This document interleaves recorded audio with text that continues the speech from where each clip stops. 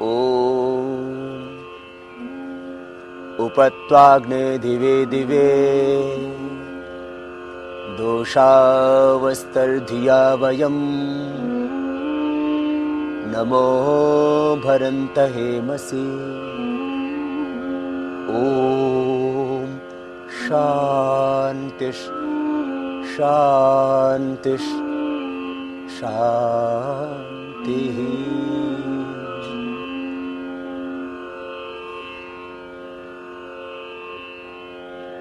कस्त्वायुनक्ति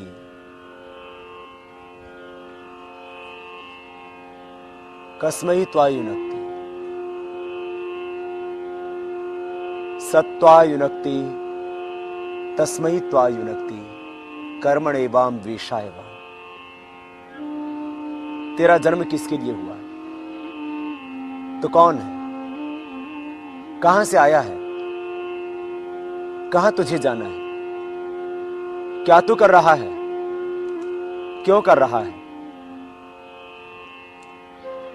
बहुत सारे ऐसे ही प्रश्न हमारे मन में उठते हैं और बिना ही समाधान के वो तिरोहित हो जाते हैं। कई जिज्ञासाएं मन में उठती हैं, उनका समाधान हम खोजने की कोशिश ही नहीं करते। तेरा जन्म एक बहुत बड़े उद्देश्य के लिए हुआ है। प्रतिदिन उठकर के मानो जिंदगी की हर भोर में, हर प्रभात में मेरा एक नया जन्म होता है और ईश्वर ने मेरा जन्म बहुत बड़े उद्देश्य के लिए किया है। मैं दीनहीन दुखी दरिद्र नहीं, मैं ईश्वर का पुत्र हूं। कस्त्वायुनक्ति सत्त्वायुनक्ति। इस धरती पर हमारा जन्म एक बहुत बड़ा प्रयोजन है। जीवन का लक्ष्य इसलिए छोटा नहीं बनाना, जीवन का लक्ष्य बहुत बड़ा निर्धारित करना। बहुत बड़ी तैयारी के साथ तेरे परमात्मा ने तुझे इस धरती पर भेजा है। बहुत बड़े उद्देश्य के लिए तेरा यह जन्म हुआ है। तेरे ऊपर बहुत बड़ा दायित्व है, राष्ट्र का, धर्म का, संस्कृति का, मानवीय मूल्यों की स्थापना का। तुम दुनिया के प्रथम व्यक्ति हो सकते हो हर एक क्षेत्र में जिसमें तुम चाहो। तुम बहुत बड़े डॉक्टर हो सकते हो, बहुत बड़े साइंटिस्ट हो सकते हो, तुम एक बहुत बड़े व्यापारी हो सकते हो, तुम एक बहुत बड़े अधिकारी हो सकते हो, तुम सामाजिक सेवाओं के क्षेत्र में प्रथम व्यक्ति हो सकते हो। तुम्हारे भीतर प्रबल इच्छा शक्ति, अदम्य साहस, निरंतर संघर्ष करने की क्षमता, अपने लक्ष्य की ओर निरंतर आगे बढ़ने की ऊर्जा, आपका आत्मविश्वास, सम्यक दृष्टि, बाधाओं से न घबराना, निरंतर जीवन में आगे बढ़ते रहना। तेरे प्रभु ने तुझे अपार क्षमता दी है, तेरे भीतर अनंत ज्ञान दिया है, तेरे भीतर असीम संभावनाएं हैं, अनंत प्रतिभाएं हैं। ये योग, ये अध्यात्म, ये ध्यान, ये जीवन के सारे उपक्रम, ये अध्ययन, ये साधना, ये स्वाध्याय, ये सत्संग, ये सब का सब तेरे भीतर की प्रतिभा को जगाने के लिए।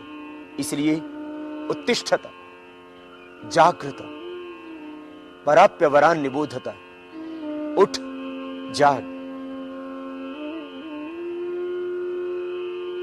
महर्षि स्वामी दयानंद तुझे जगा रहे, स्वामी विवेकानंद तुझे जगा रहे, महात्मा बुद्ध तुझे जगा रहे। उन्होंने बुद्धत्व पाया और संबोधि को पाकर के, प्रखर प्रज्ञा के शिखर को पाकर के सोईवी असंख्य कोटि आत्माओं को जगा दिया। तुझे जगाने के लिए देव पुरुष आते हैं, तुझे जगाने के लिए ही महापुरुष आते हैं। तुझे जगाने के लिए अवतारी पुरुष आते हैं, तो उठ और जाग, अपने आप को पहचान, अपने लक्ष्य को पहचान, तो आगे बढ़। उत्तिष्ठत जागृत, जो तुझे प्राप्त करना है वो प्राप्त कर। तू निराशा में मत डूबा रहे, तू हताश ना हो। हर गिरने वाला व्यक्ति एक दिन उठना सीख जाता है। जो आज लड़खड़ा रहा है, कल वो संभल के चलने लग जाता है, बशर्ते वह हिम्मत ना हारे। हर हारने वाला व्यक्ति, इतिहास इस बात का साक्षी है कि वो विजयी हुआ। पराजय विजय के लिए है, हार तेरी जीत के लिए है, दुख सुख के लिए है, ये प्रतिकूलताएं अनुकूलताओं के लिए है, ये अवरोध दूर करने के लिए तेरा विरोध हो रहा है। इसलिए विरोध से न घबराना, बाधाओं से न घबराना। जिंदगी में कितनी ही प्रतिकूलताएं आए तो कभी भी हिम्मत न हारना। बस तो प्रभु से एक ही बात कहते रहना, प्रभु मुझ में ऐसी शक्ति दो, मुझ में ऐसी ऊर्जा दो, इतना साहस दो, इतना आत्मविश्वास, बल और पराक्रम दो प्रभु, जिस इन विरोधों के बीच में मैं अपने लक्ष्य की ओर आगे बढ़ सकूं। जिस उद्देश्य के लिए तूने मुझे जन्म दिया है, उस उद्देश्य को पूर्ण कर सकूं। बहुत से लोग भगवान के मंदिरों में जाते हैं, हारे थके लोग भगवान से एक ही प्रार्थना करते, प्रभु मेरे दुख हर ले, मेरी पीड़ा हर ले, मुझे ये दे दे, मुझे वो दे दे। तुम कभी भी भगवान के दरबार में जाकर के भीख नहीं मांगना। भगवान भिखारियों को नहीं, अधिकारियों को देते हैं। और जितनी तेरी पात्रता है, जितनी तेरी योग्यता है, उससे ज्यादा उस प्रभु ने तुझे दिया हुआ है। इसलिए याद रख, जिस ईश्वर के सामने, जिस भगवान के सामने, जिस परमात्मा के सामने तू ये मांग रहा है कि प्रभु मेरा दुख हर ले, जरा तू उनके जीवन को देख तो सही। तुम भगवान राम से मांगते हो कि प्रभु मेरे दुख हर लो। भगवान राम ने तो पूरा जीवन मुसीबतों में, प्रतिकूलताओं में, संघर्षों में जिया। वो कांटों की सेज पर नहीं खेले, वो फूलों की सेज पर नहीं खेले, उन्होंने जिंदगी भर कांटे झेले। याद रखो हमेशा, भगवान श्री राम संघर्ष के प्रतीक है, भगवान श्री राम स्वाभिमान के प्रतीक है। भगवान श्री राम का चरित्र हमें सबसे प्यार करने की शिक्षा देता है। भगवान श्री राम का आदर्श एक सच्चे मातृभक्त पितृभक्त का जीवन। भगवान श्री राम का चरित्र हमें हमेशा अपने लक्ष्य की ओर आगे बढ़ने के लिए, अपने स्वाभिमान की लड़ाई लड़ने के लिए, निरंतर जीवन में संघर्ष करने के लिए प्रेरणा देता है। राष्ट्रीय स्वाभिमान है भगवान श्री राम। वो प्रेम और करुणा की प्रतिमूर्ति है श्री राम। वो धैर्य की प्रतिमूर्ति है श्री राम। वो राज्याभिषेक और वनवास में अंतर न करने वाली प्रतिमूर्ति है श्री राम। इसलिए तुम राम के उपासक होकर के उनके चरणों में यह मांगते हो कि प्रभु दुख हर लो। तुम भगवान श्री कृष्ण के दरबार में जाकर के मांगते हो कि प्रभु मुझे बंधन से मुक्ति दिला दो। बंधन में ही सृजन है, ये याद रखना।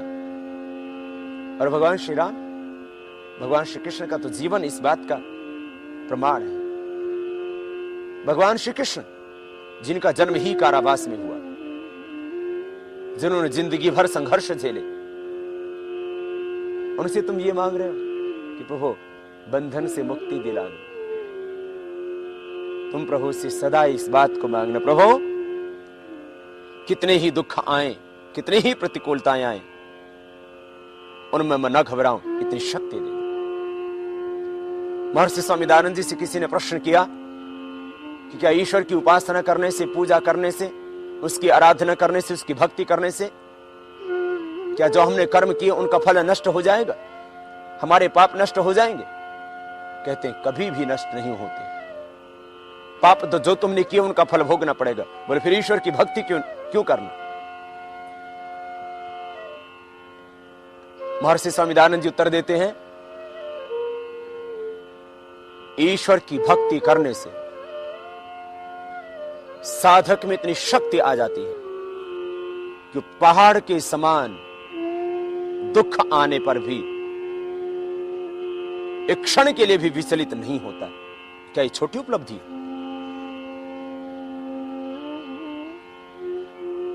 जिंदगी में तुम कभी भी हिम्मत नहीं हारना। लक्ष्य मिलेगा, मंजिल मिलेगी, बाधाएं आएंगी, प्रतिकूलताएं आएंगी, अपने ही तुम्हारे सामने अवरोध पैदा करेंगे। उन सब के बीच में उत्तिष्ठता जागृत पराप्यवरान्य बोधता चरैवैति चरैवैति, तुम आगे बढ़ते रहना। क्षरस्य धारा निश्चिता दुरत्या दुर्गम पथस्तत् कवयो वदन्ति। जीवन क्षुरे की धार पर चलने के समान है, तलवार की धार पर चलने के समान है। राह फिसलन भरी है। हर पल सजग रहना, हर पल जागरूक रहना। ऐसा ना हो कि राह में तुम कहीं भ्रमित हो जाओ। प्रलोभन आएंगे, उन प्रलोभनों में तुम्हें अपने दीन धर्म ईमान को नहीं बेचना। कितने ही प्रलोभन आए, कितने ही कोई लालच दे, अपने देश के साथ द्रोह न करना। तुम अपने धर्म और ईमान को न बेचना। हर पल सजग रहना। ये मन बहुत हुड़दंगा है,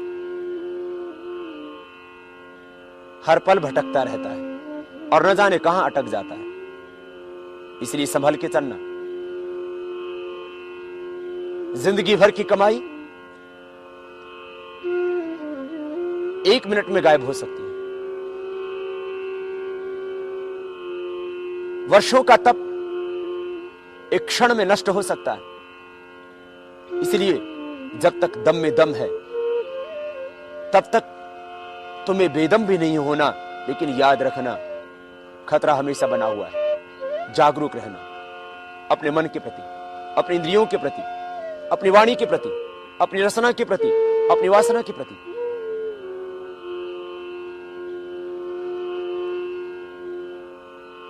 इंद्रियों को, मन को विषय रूपी चुंबक प्रतिपल खींचते रहते हैं। तुम कभी रूप के पीछे दीवाने पागल हो जाते हो, कभी रस और स्वाद के पीछे तुम पागल हो जाते हो, होश गंवा देते हो। और जब वासना उठी तो सब कुछ भुला देते हो। जब होश में आते हो तभी पछताते हो कि हाय मैंने ये सब क्या किया। इसलिए संभल के चलना, होश में रहना। हर समय खतरा बना हुआ है।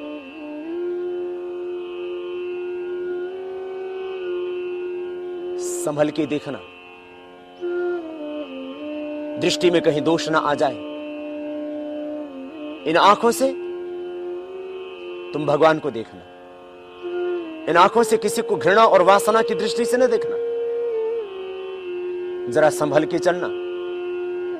कानाफूसी करके तुम्हारे घर को, तुम्हारे बहुत बड़े साम्राज्य को, तुम्हारे परिवार को कोई तोड़ सकता है। इसलिए कानों के कच्चे न रहना, गणेश जी की तरह बनना। सूक्ष्म दृष्टि, बड़े बड़े कान, सबकी सुनना, लेकिन होश में रह करके, सजग रह करके फिर विचार करना कि मुझे क्या करना है। सब बातों को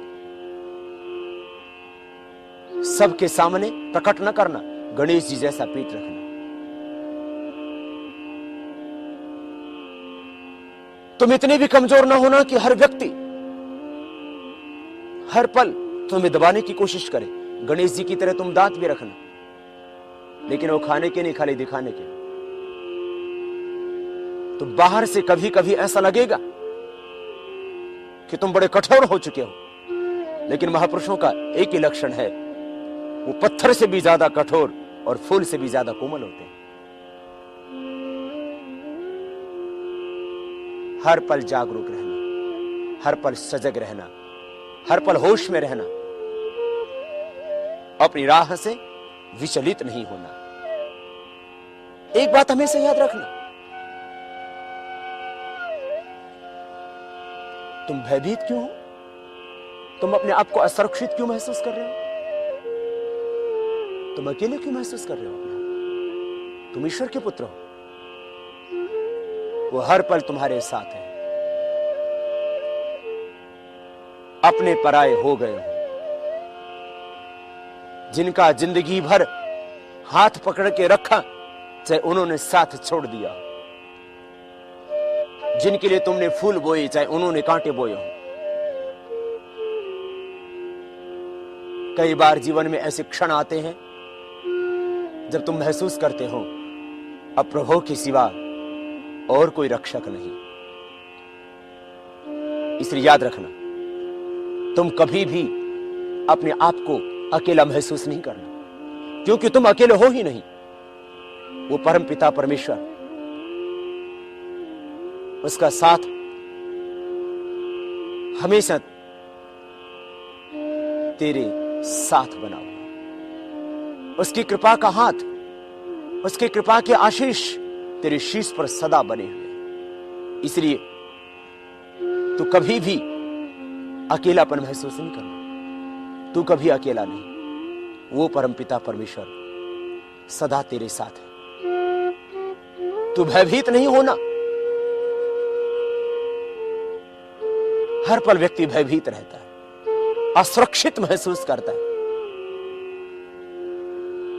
कि कुछ अशुभ ना हो जाए। तुम निर्भय होकर के जीना। विश्व की सर्वोपरि शक्ति का हाथ तेरे सिर पर है। इसलिए तू कभी भी कितनी ही बड़ी कोई साम्राज्यशाली शक्ति हो तो उससे न घबराना। सच की राह पर चलना। सत्य के रास्ते पर बाधाएं आएंगी, अपमान होगा। तुम अच्छा करोगे, जमाना तुम्हें बुरा कहेगा, लेकिन फिर भी तुम ना घबराना। तुम ईश्वर के पुत्र हो। तुम वो कर रहे हो जो दायित्व तुम्हें प्रभु ने दिया हो। इन्हीं के कारण से अवसाद पनपता है। हर व्यक्ति ये सोचता है मैं दूसरों के लिए अच्छा करता हूं, दूसरे मेरे लिए अच्छा क्यों नहीं करते। मैं दूसरों के लिए अच्छा सोचता हूं, दूसरे मेरे बारे में अच्छा क्यों नहीं सोचते। मैं जितना करता हूं उतना प्रतिफल मुझे क्यों नहीं मिलता। तू कर्म करता जा। कर्मण्येवाधिकारस्ते मा फलेषु कदाचन कुर्वन्नवेह कर्माणि जिजीविषिच्छतं समाः एवं त्वयि नान्यथेतोस्ति न कर्म लिप्यते। तेरा काम है कर्म करना। कुछ कर्मों का फल शीघ्र मिल जाता है, कुछ कर्मों का फल बाद में। इसलिए ईश्वर की व्यवस्था, किस कर्म का फल कब देना, तू कर्म करता जा निर्भय होकर के। प्रभु की गोद में अपने आप को सुरक्षित महसूस करना। दुनिया की कोई भी ताकत तेरा कुछ न बिगाड़ पाएगी। तू कभी घबराना नहीं। अवसाद तुझे नहीं घेरेगा, निराशा तेरे जीवन में डेरे नहीं डालेगी। संशय भ्रम भय भ्रांति तेरी मिट जाएंगी यदि तू ईश्वर पर विश्वास करता है। और यही आस्तिकता। आस्तिकता अज्ञान नहीं, आस्तिकता सम्यक ज्ञान है। आस्तिकता कोई ढोंग आडंबर पाखंड नहीं। आस्तिकता का अर्थ है अपने अस्तित्व को स्वीकार करना। तू है परंतु दिखता नहीं। देह दिखाई देता है, हाथ दिखाई देते हैं, पैर दिखाई देते हैं, जीभ दिखाई देती है, लेकिन इन हाथों से काम करने वाली जो शक्ति है, बोलने वाली शक्ति, देखने वाली शक्ति,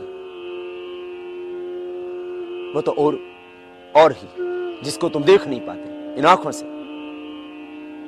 जैसे इस शरीर में आत्मा है लेकिन उसको तुम देख नहीं पाते। जैसे शब्द है लेकिन उसको तुम देख नहीं पाते। जैसे वायु है लेकिन तुम उसको स्पर्श से जान पाते हो, देख नहीं पाते। जैसे गंध है उसको तुम सूंघ सकते हो, देख नहीं सकते। जैसे दूध में मीठा डाल दिया, दूध में घी है, दूध में घी होते हुए भी दिखता कहां है? ऐसे ही जैसे कि पानी के एक ग्लास में नमक डाल दो, उसमें दिखता नहीं है। ऐसे ही पूरे ब्रह्मांड में एक शक्ति है जो पूरी दुनिया को चला रही है। जैसे शरीर जड़ है ऐसी सारी प्रकृति भी जड़ है। इस जड़ प्रकृति के अंदर जो क्रियाएं हो रही हैं, तदे जति तन्नई जति तद्दूरे तद्वंत की तदंतरस्य सर्वस्य तद सर्वास्यास्य बाह्यते। वो परम पिता परमेश्वर, वो एक शक्ति है, वो एक ऊर्जा है, वो एक एनर्जी है, वो एक पावर है जो इस पूरे ब्रह्मांड को चला रही है। और तुझे भी वही श्वास देती है, तुझे भी वही जीवन देती है, प्राण देती है, गति देती है। तू रात को जब सो जाता है गाढ़ निद्रा में, उस समय तेरी रक्षा कौन करता है? ओ परम पिता परमेश्वर, जब तू रात को सो जाता है उस समय भी तेरे श्वासों को चलाता है। तुझे तो होश भी नहीं होता, तू कहां सो रहा है? तू राजा है या रंक, तू फकीर है या अमीर, तू स्त्री है या पुरुष, तुझे कुछ बोध ही नहीं होता। तो अपनी इच्छा से यहां नहीं आया। और एक दिन वो आता है जब एक शक्ति तुझे शरीर से खींच लेती, बुला लेती। तू जीना चाहता है, तू रहना चाहता है, लेकिन उस समय बुलावा आ जाता है। मौत के सामने बड़े बड़े योगी मौन हो जाते हैं। मौत के सामने वो सब थर थर कांपने लगते हैं जिनके सामने दुनिया कांपा करती थी। वो नेपोलियन, वो हिटलर, वो सिकंदर, जिनसे सारी दुनिया कांपती थी, मौत के सामने वो मौन हो गए। कौन देता है जीवन? कौन देता है मृत्यु? कौन सी है वो शक्ति जो फूलों को सजाती है, जो उपवन को सजाती है, जो कलियां आज खिल रही है, जो वृक्षों पर लताओं पर आज विविध फल लग रहे हैं। हर मनुष्य का रूप, उसकी आकृति अलग अलग है। हर मनुष्य के कर्मों का फल अलग अलग है। ये सारी जीवों की सृष्टि, ये जलचर, ये थलचर, ये नभचर, ये सूरज, ये चांद, ये धरती, ये गगन, ये पवन, ये दिशाएं किसका बोध कराती है? वही है परमेश्वर, उसी को बोलते हैं भगवान। उसके प्रति विश्वास रखना, यही है आस्तिकता। इस आस्तिकता से तेरे जीवन में एक समर्पण पैदा होगा। इस आस्तिकता से तेरे जीवन में निर्भयता पैदा होगी, अदम्य बल पैदा होगा। ईश्वर की भक्ति, ईश्वर की स्तुति, उसकी प्रार्थना उपासना तुम करते जाना। भक्ति का अर्थ अशक्ति नहीं है, भक्ति से तुम्हारे भीतर शक्ति आएगी। ज्ञान योग, कर्म योग, भक्ति योग की राह पर आगे बढ़ते जाना। अकर्मा दस्युः, वेद भगवान कहते हैं जो कर्म नहीं करते वो राक्षस, जो कर्म नहीं करते वो असुर है। तुम अपने कर्म से, अपने कर्तव्य के निर्वहन से ईश्वर की पूजा करना, आराधना करना, इसलिए कर्म ही पूजा है। जो ईश्वर ने तुझे दायित्व दिया है उसको निभाना। कर्म योग, भक्ति योग, कर्म करते हुए तुम उसका फल उसको ईश्वर को समर्पित करते जाने कि प्रभु तेरी शक्ति से ही कर्म करने में मैं समर्थ हुआ, इसलिए ये तुझे ही अर्पित है। कर्म में जब भक्ति का संयोग होगा तब कर्म बंधन का कारण नहीं बनेगा, कर्म सृजन का हेतु बनेगा।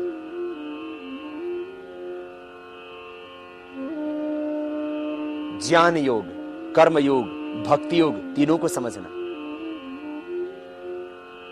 क्या कर्तव्य है, क्या अकर्तव्य, क्या शुभ है, क्या अशुभ है, क्या धर्म है, क्या अधर्म है। जीवन की राह को प्रकाशमान बनाना। तुम ज्ञानी भी बनना, तुम शिल्पी भी बनना, तुम भक्त भी बनना।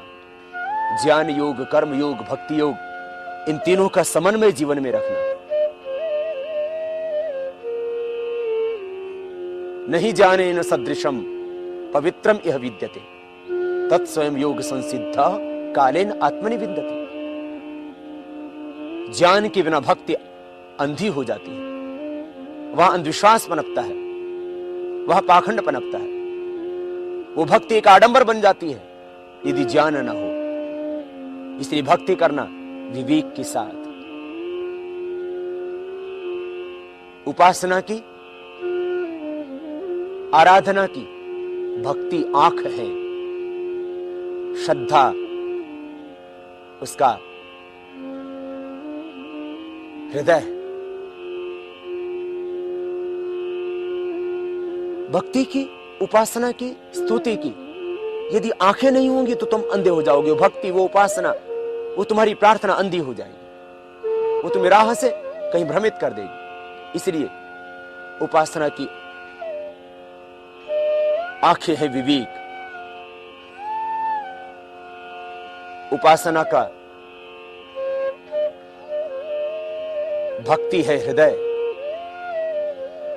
और तुम्हारे हाथ उपासना का सृजन है। ज्ञान का, कर्म का, भक्ति का समन्वय बना के रखना, स्तुति का, प्रार्थना का, उपासना का समन्वय बना के रखना। प्रभु की स्तुति से उससे प्रीति बढ़ेगी। आखिर और किसका स्तवन करें प्रभु की सिवा? उससे कौन है बलवान? उससे ज्यादा इस धरा पर कौन है धनवान? कौन है गुणवान? ये सब रूप, ये सब रंग उस प्रभु ने इस धरती में भरे हैं, इस दुनिया में भरे हैं।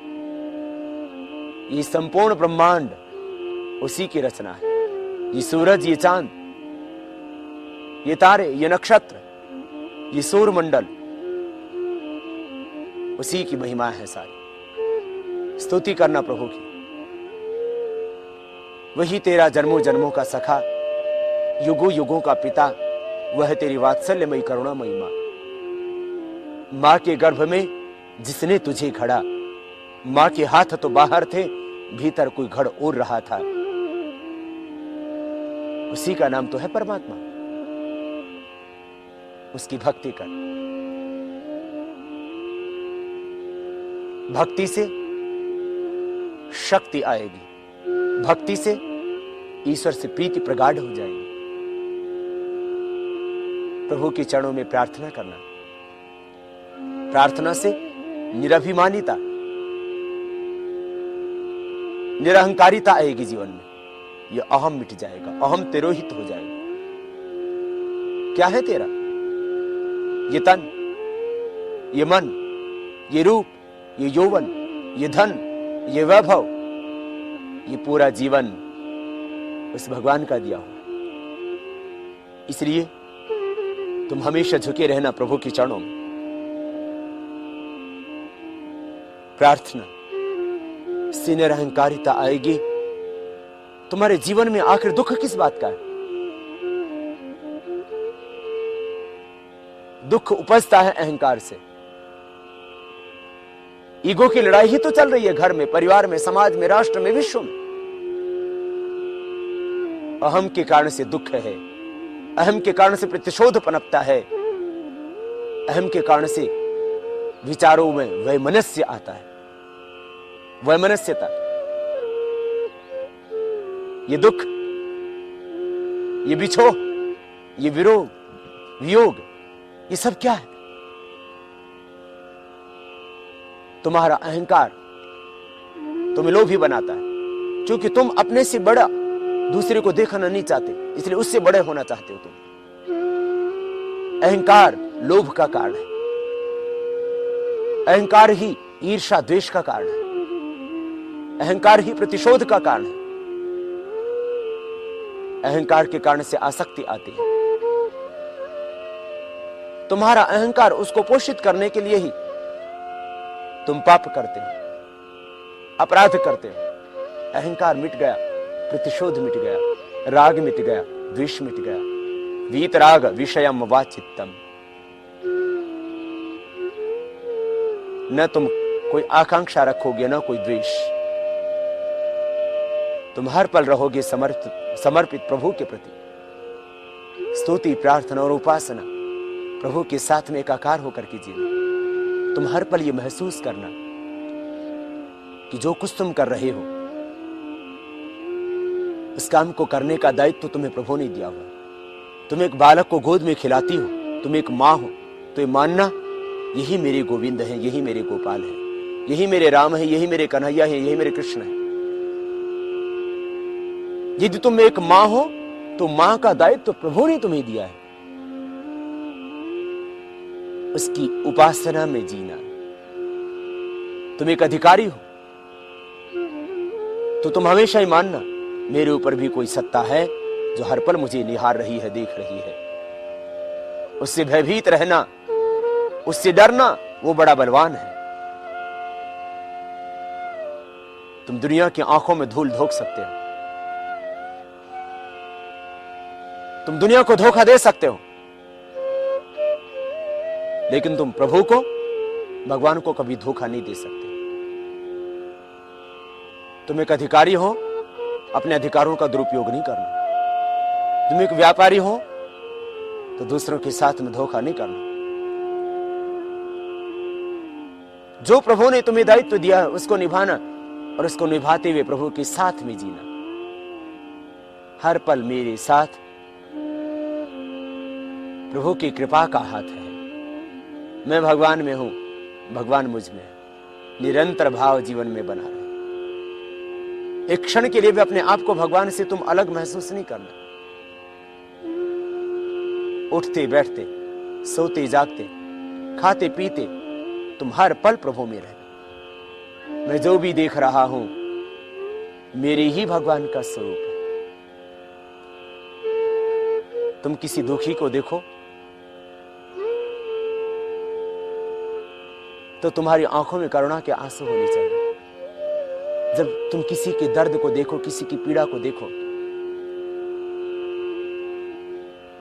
तो तुम्हारे हृदय में करुणा उमड़नी चाहिए। भगवान कहीं मंदिरों में नहीं रहते, वो मठों में, वो मस्जिदों में, वो गिरजाघरों में नहीं रहते। वो तो दुखी में रहते हैं, तुम्हारी परीक्षा लेने के लिए आते हैं। इसलिए भारत की संस्कृति में कहा है, न जाने किस रूप में नारायण मिल जाए।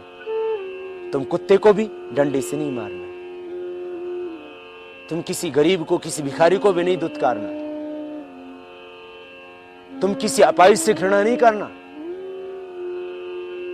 वो कोढ़ी के रूप में भी भगवान है, वो भिक्षुक के रूप में भी भगवान है। इसलिए भारतीय संस्कृति में तो बोले शूकर अवतार, वराह अवतार,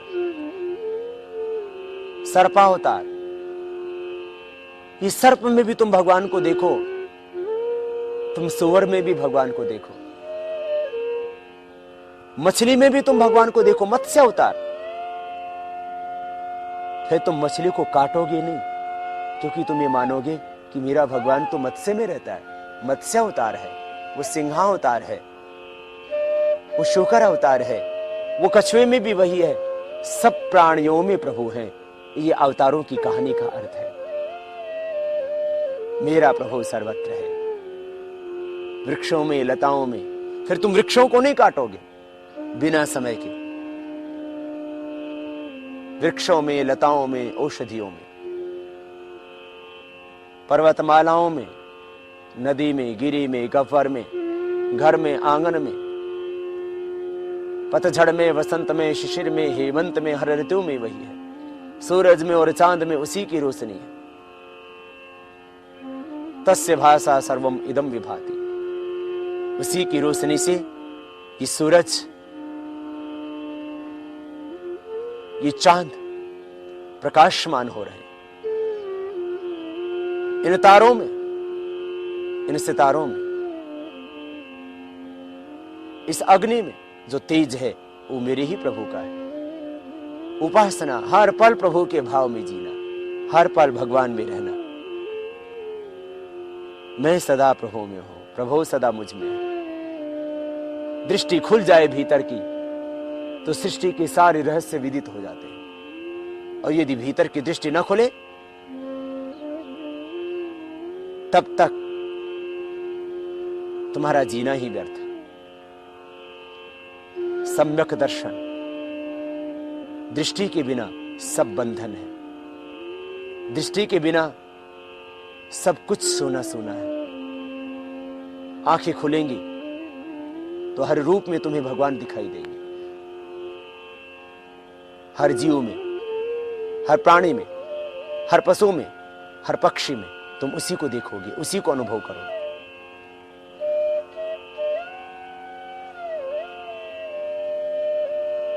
आंखों से उसी को देखना। जो कुछ ग्रहण करो उसको भगवान का प्रसाद रूप मानना कि मैं अपने भगवान को भोग लगा रहा हूं। अन्न खाने से पहले भगवान का धन्यवाद करना। प्रभु तेरा लाख लाख शुक्रिया, तेरी कृपा से जीवन मिला, ये भोग मिले, ये अन्न मिला, तेरा बहुत बहुत धन्यवाद प्रभु। जो कुछ ग्रहण करो सब भगवान का प्रसाद रूप है। जो कुछ कर्म करो सब भगवान की पूजा रूप है। हर पल आस्तिकता के साथ में जीना, हर पल श्रद्धा के साथ में जीना। जीवन एक उत्सव है, बस दृष्टि मिल जाए। इसलिए दर्शन संतों के करने के लिए जाते थे। बोले संतों के दर्शन करने से पुण्य मिलता है, सिद्धों के दर्शन करने से पुण्य मिलता है, योगियों के दर्शन करने से पुण्य मिलता है। वो दर्शन क्या है? वो दृष्टि, वो विवेक, वो चेतना, वो ज्ञान का स्तर जिसमें संत महापुरुष जीते हैं। वही चेतना, वही ज्ञान का स्तर तुम्हारा हो जाए तो सारे ही बंधन कट जाए। बिना दृष्टि के सब कुछ बंधन है, और दृष्टि मिल गई तो तुम जीवन मुक्त हो गए, तुम अनासक्त हो गए, तुम स्थितप्रज्ञ हो गए। और ये सच है, ये सत्य है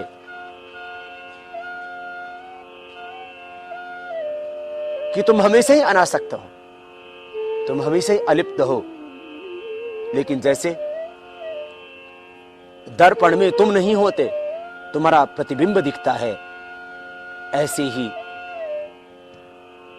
इस दुनिया के अंदर तुम इतने खो जाते हो कि स्वयं से विचलित हो जाते हो। तुम कौन हो ये भूल जाते हो। खुद को पहचानो, यही तो है योग। योग माने अपने अस्तित्व का बोध। योग माने जुड़ जाना अपनी चेतना से, अपने केंद्र से, अपनी आत्मसत्ता से।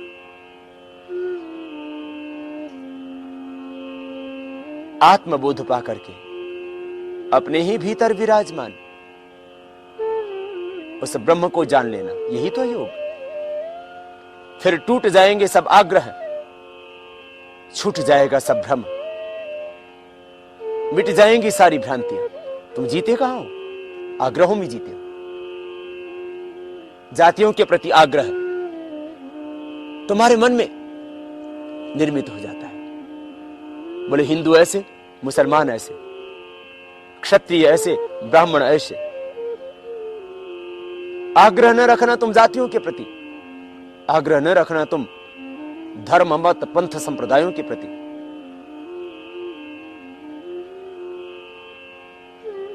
तुम पुस्तकों से परे धर्म को देखना।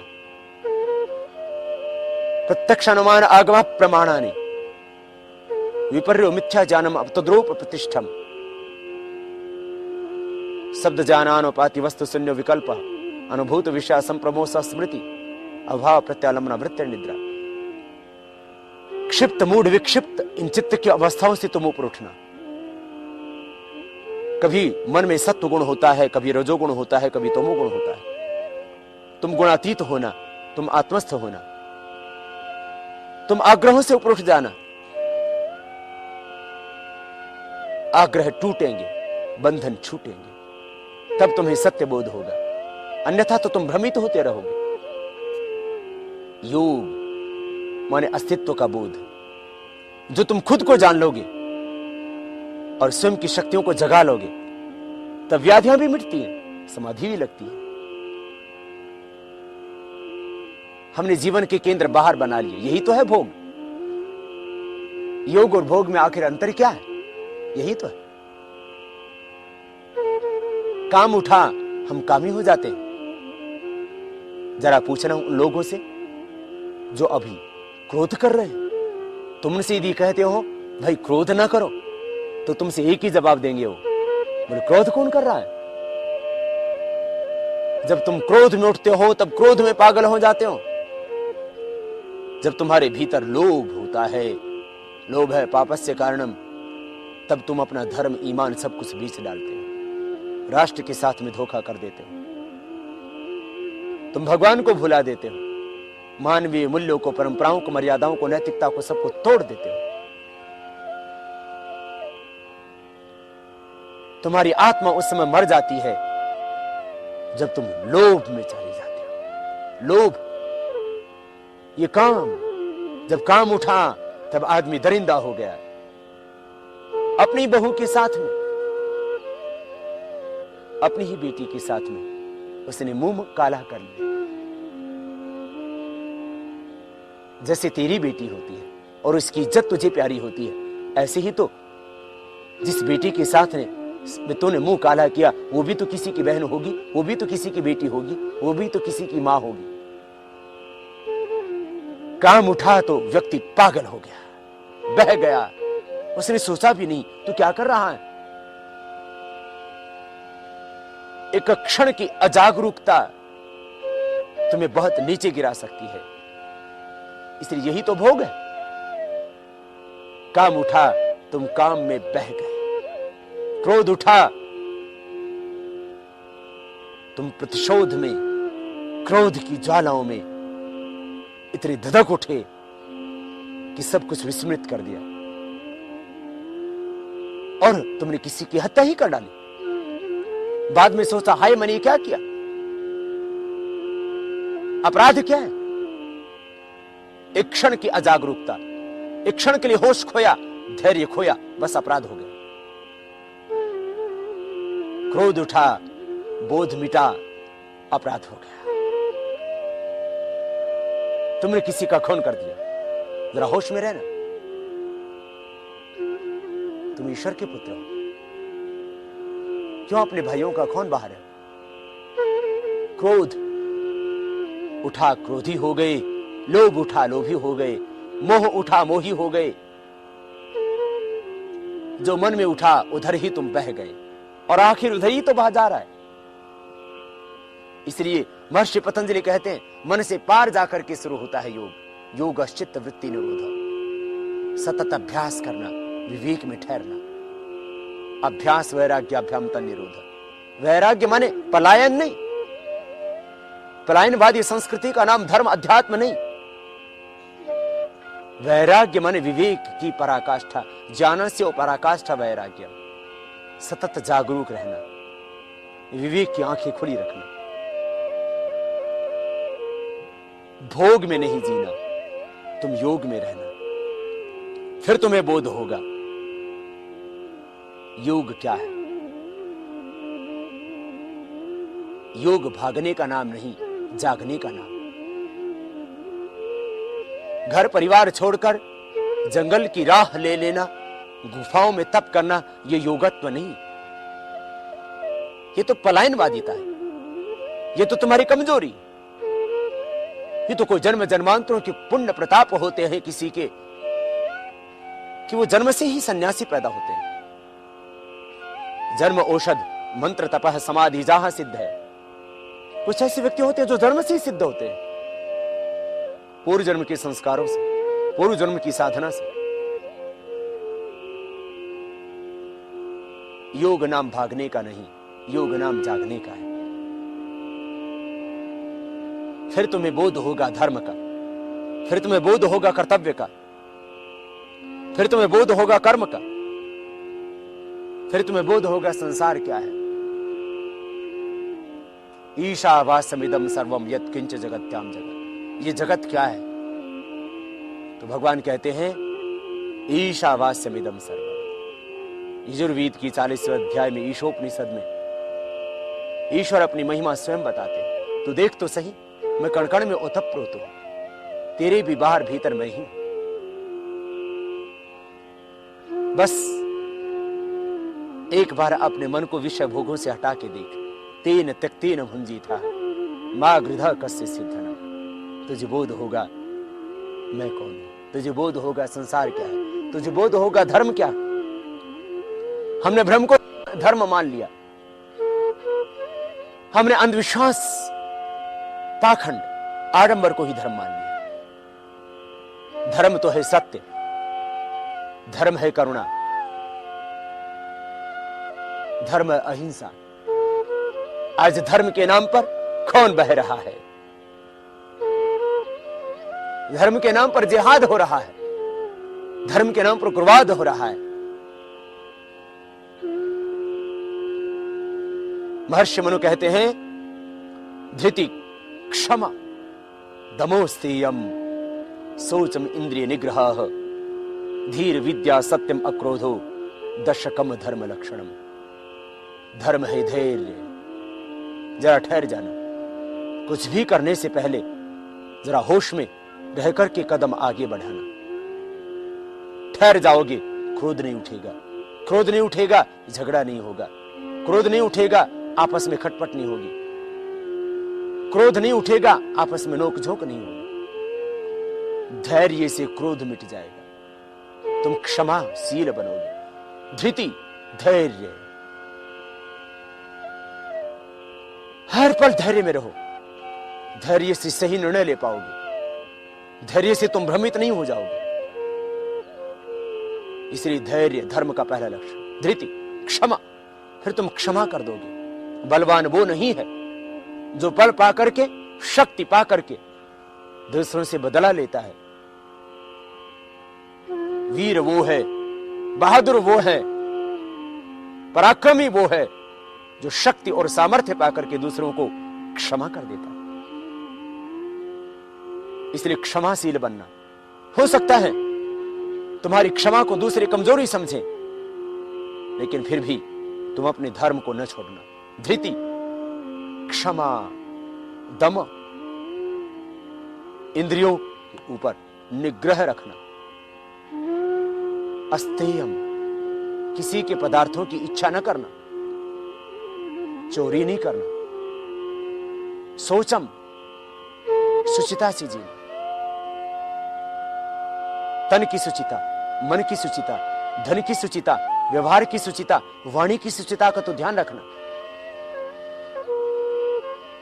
धैर्य धर्म का पहला लक्षण, क्षमा धर्म का दूसरा लक्षण, दम मन का निग्रह ये धर्म का तीसरा लक्षण, आस्तेय चोरी न करना ये धर्म का चौथा लक्षण, इंद्रिय निग्रह इंद्रियों के ऊपर अधिकार रखना।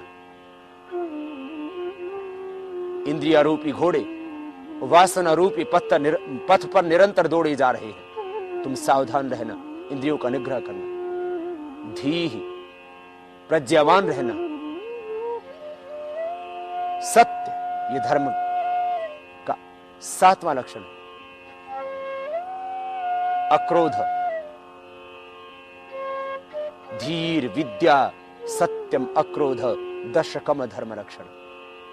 ये धर्म के 10 लक्षण हैं। धृति क्षमा दमो स्तेयम शौचम सुचिता इंद्रिय निग्रह धी विद्या सत्य और अक्रोध, ये धर्म है। बाकी सब धर्म धर्म तेरे जीवन की आवश्यकता है। धर्म वो जीवन मूल्य है, वो परंपराएं, वो आदर्श हैं जिससे देश टिका हुआ है, जिससे धरती टिकी हुई है, जिस पर जीवन का अस्तित्व टिका हुआ है, उसको तू कभी ना छोड़ना। फिर तो अभक्ष्य पदार्थों को खा ना पाएगा। शुभ क्या है अशुभ क्या है ये तुझे भीतर से बोध हो जाएगा। धर्म से जब तू धैर्यवान हो जाएगा, योग से जब तू अपने अस्तित्व से चेतना से जुड़ जाएगा, तब तू मांस खा ही नहीं सकेगा। तेरी चेतना, तेरी कॉन्शियस उसको अलाउ ही नहीं करेगी।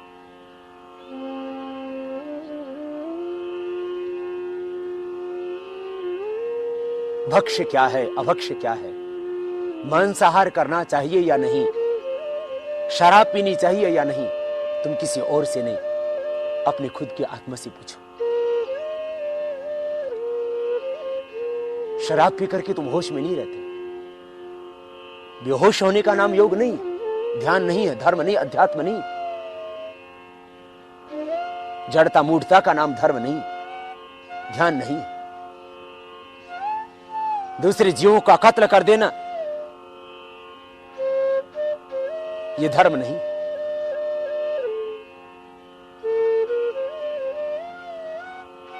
जब तुम सहज हो जाओगे, अपने अस्तित्व से चेतना से जुड़ जाओगे, तब तुम्हें बोध होगा कि नहीं, मैं किसी प्राणी को मारूं नहीं, मैं किसी की हत्या नहीं करूं। जब तुम किसी जीव को पैदा नहीं कर सकते तो तुम्हें हत्या करने का अधिकार किसने दिया? क्या तुम कभी सोचते हो जब किसी जीव को काटा जाता है, जब उसका गला रौंदा जाता है, जब उसके ऊपर तलवार चलाई जाती है, चाकू चलाया जाता है, जब उसको काटा जाता है, तब उसके भीतर क्या बीतती होगी? जब भी किसी जीव की हिंसा की जाती है, उसके भीतर एक भय पैदा होता है, वो भीतर से आतंकित हो उठता है, वो बेचारा चीखता है, चिल्लाता है, लेकिन उस मूक प्राणी की आवाज कोई नहीं सुनता। उसके साथ में आके कोई खड़ा नहीं होता, क्योंकि उसका कोई संगठन नहीं है। आदमी बकरों को, मुर्गियों को, मुर्गों को, गायों को, भैंसों को इसलिए काट देता है क्योंकि उनके कोई न्यायालय नहीं है, क्योंकि उनके कोई संगठन बने हुए नहीं है, क्योंकि उनकी कोई यूनियन बनी हुई नहीं है, क्योंकि उनकी कोई गवर्नमेंट नहीं है। आखिर जीने का अधिकार तो उनको भी है। जब तुम किसी को जीवन दे नहीं सकते तो किसी के जीवन के अस्तित्व को मिटाने का अधिकार आखिर तुम्हें किसने दिया? तुम बर्बर होकर के, बेरहमी से, तुम क्रूर होकर के, तुम हत्यारे होकर के, तुम निर्दयी होकर के जीवों का खतरा कर देते हो। तुम खुद नहीं करते, दूसरों से करवा देते हो और फिर उनका मांस खा जाते हो। तुम कैसे इंसान कहला सकते हो? तुम हैवान हो, तुम हत्यारे हो, तुम क्रूर हो, तुम निर्दयी हो। मांस खा करके आदमी बहादुर नहीं बनता, क्रूर बनता है, हत्यारा बनता है, अपराधी बनता है। तुम एक मछली, तुम एक गाय, तुम एक भैंस, तुम एक बकरा बकरी पैदा नहीं कर सकते किसी जीव को, तो तुम्हें मारने का अधिकार किसने दिया? इसलिए इंसान, तू हैवान मत बन, तू शैतान मत बन, तू बर्बर होकर के बर्बरता के साथ जीवों की हत्या न कर। तुझे सुई भी चुभती है तो कितनी पीड़ा होती है, और तू दूसरों की मौत के घाट उतार देता है। इसलिए महर्षि पतंजलि कहते हैं, अहिंसा योग का पहला धर्म, अहिंसा परमो धर्म, अहिंसा परमम तप। इसलिए भगवान महावीर ने अहिंसा को उपदेश दिया, भगवान बुद्ध ने अहिंसा का उपदेश दिया। भारत के मनीषियों ने योग, धर्म, अध्यात्म में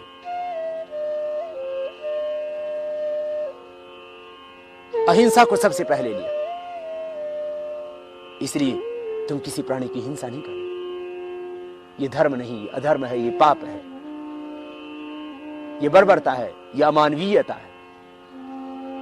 तुम जैसे खुद जीना चाहते हो ऐसे ही दूसरों को भी जीने देना। शुभ क्या है ये तुम खुद की कॉन्शियस से पूछो कि जब तुम्हें मारा जाएगा धर्म क्या है? श्रूयताम धर्म सर्वस्वम श्रुत्वा च अवधार्यताम आत्मनः प्रतिकूलानि परेशान न समाचार। तुम जो खुद के लिए नहीं चाहते वो दूसरों के लिए न करना, यही धर्म है, यही कर्म है, यही सत्य है। तुम नहीं चाहते कि दूसरे तुम्हें कष्ट दे, पीड़ा दे, तुम दूसरों को कष्ट और पीड़ा न देना।